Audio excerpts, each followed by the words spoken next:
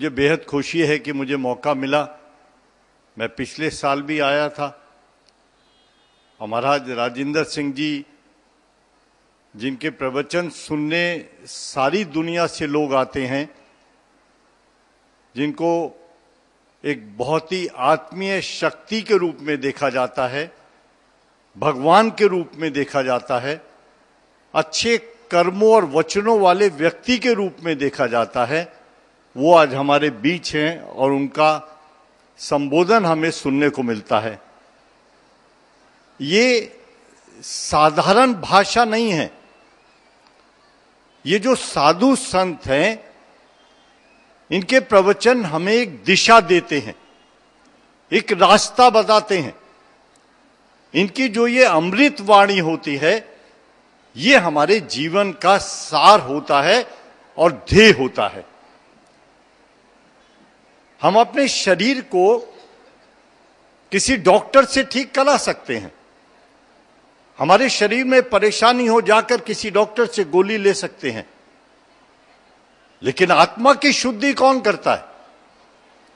आत्मा की शुद्धि ये जो अमृत वर्षा होती है और अमृतवाणी होती है, जो हमारे साधु संत करते हैं, जैसे अभी महाराज राजेंद्र सिंह जी ने किया, इससे हमारी आत्मा सही होती है। आप कितना भी दूर चले जाएं, इन लोगों का जीवन साधारण नहीं है। बहुत जबरदस्त आत्मशक्ति होती है इनके अंदर। आप कभी भी किसी महाराज, साधु संत, किसी बड़े व्यक्ति को देखेंगे, उसके चेहरे पर एक अजीब सा तेज होता है। ये अपने शरीर को कितना कष्ट देते होंगे, किस वातावरण में रहते हैं, कितनी पाबंदियों में रहते हैं, उसके बावजूद इनके चेहरे से वो नूर टपकता है जिसे हम भगवान का नूर कह सकते हैं या कुदरत का नूर कह सकते हैं। हम अगर 1000 जीवन योनि भी ले लें तो भी इन तक नहीं पहुंच सकते। क्या चीज है आत्मा जिसको ठीक करना है? हमने भगवान को नहीं देखा, लेकिन इतना जरूर जानते हैं कि जिसने कुदरत के सामने खड़े होने की कोशिश की, वो खत्म हो गया, वो कभी जिंदा नहीं रहा।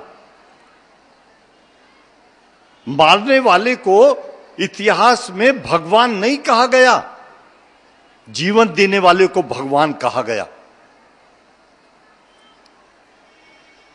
जो ताकत का नाजायज फायदा उठाते हैं,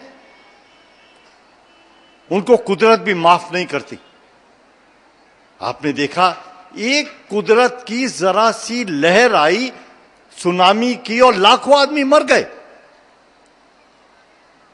जरा सा कंपन धरती में होता है और लाखों आदमी खत्म हो जाते हैं, शहर के शहर खत्म हो जाते हैं।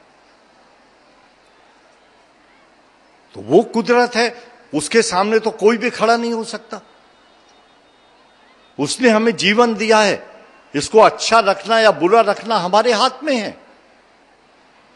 जो बुरा रखते हैं उनको कोई इतिहास में जगह नहीं देता, लेकिन जो अच्छा रखते हैं, जैसे संत महाराज कृपाल सिंह जी थे, संत महाराज दर्शन सिंह जी थे, जैसे हमारे साथ राजेंद्र सिंह जी हैं महाराज, इनका नाम इतिहास में, साहित्यिक इतिहास में भी, सामाजिक इतिहास में भी और धार्मिक इतिहास में भी सुनहरी अक्षरों से लिखा जाएगा और इसे लाखों साल तक पढ़ा जाएगा, लाखों साल तक पढ़ा जाएगा।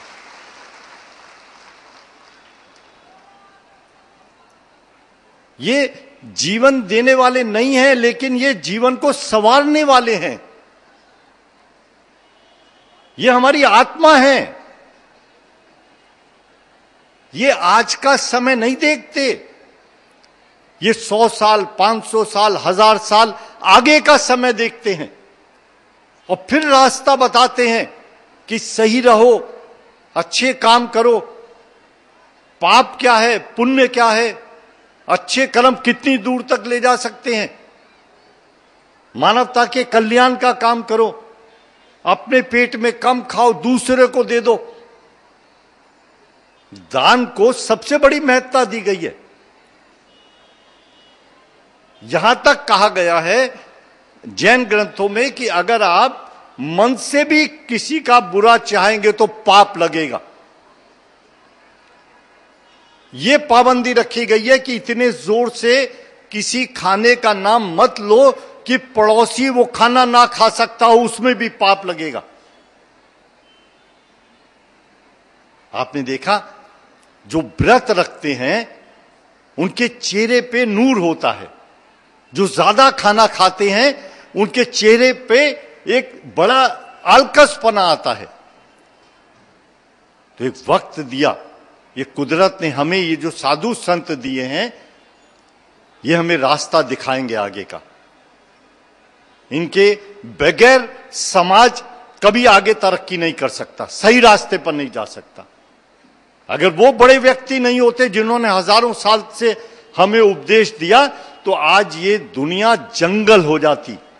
हम एक दूसरे को जीने नहीं देते। अगर हमें कोई रोकता है महाराज, तो ये आप रोकते हैं और आपके प्रवचन रोकते हैं, जो हमें साधारण रास्ते से सही रास्ते पर और सही दिशा पे ले जाते हैं। मैं नमन करता हूं आपको, मैं नमन करता हूं आपको। आप हमारी दिल्ली को तो खूबसूरत बना ही रहे हैं, हमें अच्छा बना रहे हैं। एक व्यक्ति को उपदेश देते हैं, वो सैकड़ों व्यक्ति तक पहुंच जाता है। इसी लोग आज आपकी इज्जत करते हैं और आपका बड़ा सम्मान करते हैं। आप यहां एक साधारण काम नहीं कर रहे, आप गलत रास्ते पर जाने वाले व्यक्ति को रोक रहे हैं ताकि वो सही रास्ते पर चले और उसी से मानवता का कल्याण हो पाए। मैं बहुत आभारी हूं आपका। हमेशा मुझे बड़ा समर्पण मिला है, संरक्षण मिला है, आशीर्वाद मिला है। मेरे लायक कभी कोई काम हो, मैं तो भगवान से प्रार्थना करता हूं कि आपके शब्दों में इतनी शक्ति दे, इतनी शक्ति दे कि पाप करने वाला कांप जाए और अपना रास्ता बदल के सही रास्ते पर चले, और आपका हाथ हमेशा हमारे सिर पर रहे। बहुत बहुत धन्यवाद, बहुत बहुत धन्यवाद।